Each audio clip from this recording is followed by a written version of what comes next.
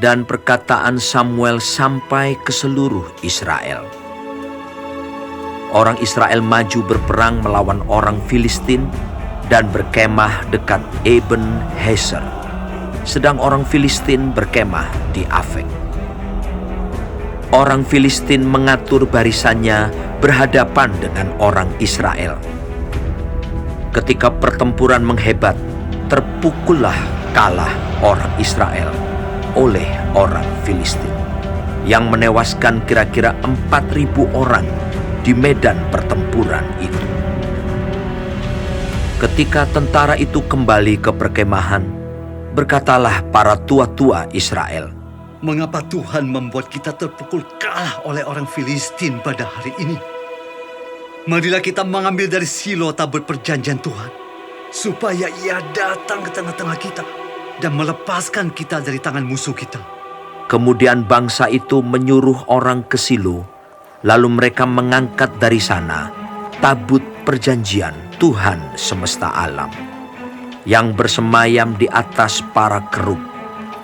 Kedua anak Eli, Hofni dan Pinehas, ada di sana dekat tabut perjanjian Allah itu. Segera sesudah tabut perjanjian Tuhan sampai ke perkemahan, bersoraklah seluruh orang Israel dengan nyaring, sehingga bumi bergetar. Dan orang Filistin yang mendengar bunyi sorak itu berkata, "Apakah bunyi sorak yang nyaring di perkemahan orang Ibrani itu?" Ketika diketahui mereka bahwa tabut Tuhan telah sampai ke perkemahan itu, ketakutanlah orang Filistin, sebab kata mereka, Allah mereka telah datang ke perkemahan itu. dan mereka berkata, Celakalah kita, sebab seperti itu belum pernah terjadi dahulu. Celakalah kita. Siapakah yang menolong kita dari tangan Allah yang maha dahsyat ini? Inilah juga Allah yang telah menghajar orang Mesir dengan berbagai-bagai tulah di padang gurun. Kuatkanlah hatimu dan berlakulah seperti laki-laki, hai orang Filistin, supaya kamu jangan menjadi budak orang Ibrani itu, seperti mereka dahulu menjadi budakmu. Berlakulah seperti laki-laki dan berperanglah. Lalu berperanglah orang Filistin, sehingga orang Israel terpukul kalah. Mereka melarikan diri masing-masing ke kemahnya. Amatlah besar kekalahan itu.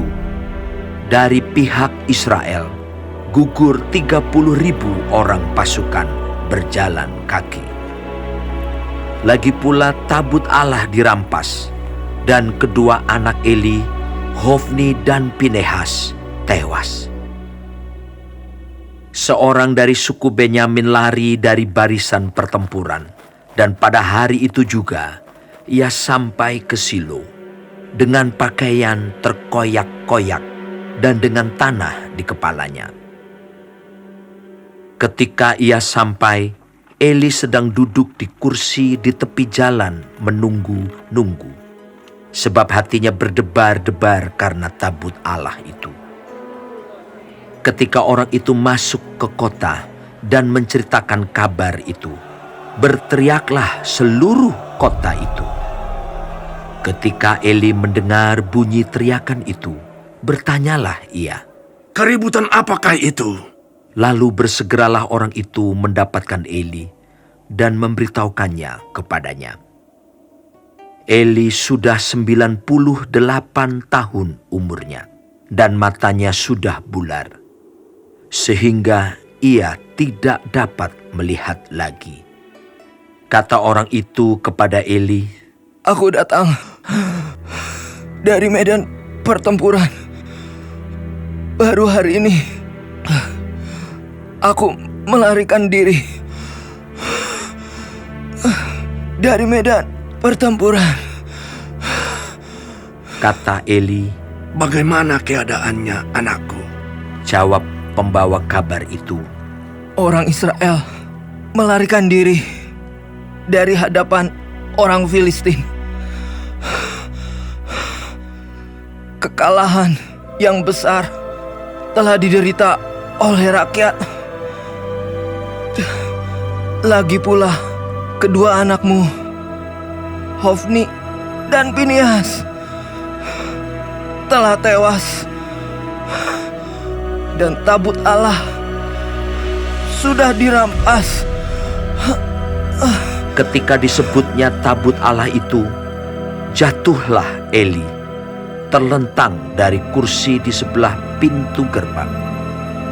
Batang lehernya patah dan ia mati, sebab telah tua dan gemuk orangnya.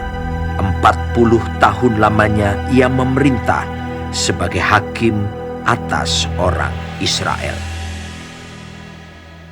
Adapun menantunya perempuan, istri Pinehas, sudah hamil tua. Ketika didengarnya kabar itu, bahwa tabut Allah telah dirampas, dan mertuanya laki-laki serta suaminya telah mati, duduklah ia berlutut, lalu bersalin, sebab ia kedatangan sakit beranak. Ketika ia hampir mati, berkatalah perempuan-perempuan yang berdiri di dekatnya, "Janganlah takut, sebab engkau telah melahirkan seorang anak laki-laki." Tetapi ia tidak menjawab dan tidak memperhatikannya. Ia menamai anak itu Ikabod, katanya, "Telah lenyap kemuliaan dari Israel." Karena tabut Allah sudah dirampas, dan karena mertuanya dan suaminya. Katanya, "Telah lenyap kemuliaan dari Israel, sebab tabut Allah telah dirampas."